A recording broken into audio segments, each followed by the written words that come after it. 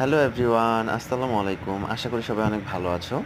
তো গতকালকে গিয়েছিলাম আমাদের বাংলাদেশের জাতীয় জাদুঘর, যেটা অবস্থিত আছে ঢাকা শাহবাগে।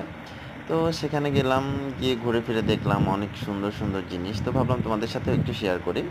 তো যেই ভাবা সেই কাজ, তাই ছোট একটা ভিডিও করলাম। তো আজকে যে পর্বটা নিয়ে আসছি সেটা হচ্ছে বাইরের কান্ট্রির কিছু নিদর্শনাবলী এখানে ফুটিয়ে তোলা হয়েছে।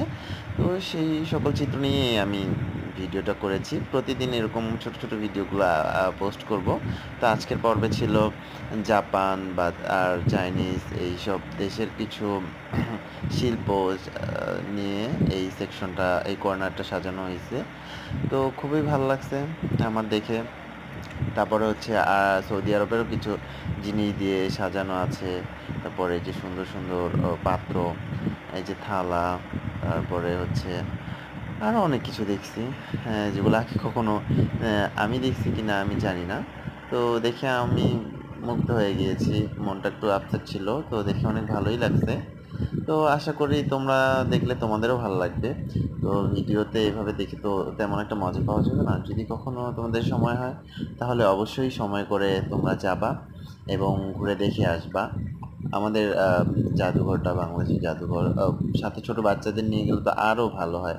তাদের মানে অনেক কিছু জানতে পারবে, অনেক কিছু শিখতে পারবে, অনেক জ্ঞান অর্জন হবে। তো আমি গিয়েছিলাম, আমার বন্ধু এবং আমার একটা ভাইগনা ছিল, ওর খুব ইচ্ছা ছিল যাওয়ার। তো ফাইনালি ওকে নিয়ে একটু ঘোরাঘুরি করছি। তো ও দেখছে, ওরও নাকি অনেক ভালো লাগছে। ও একটু অসুস্থ ছিল, জ্বর ছিল।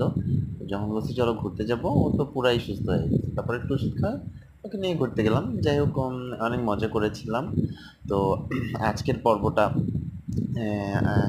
বেশি বড় করিনি, ছোট করেই করছি।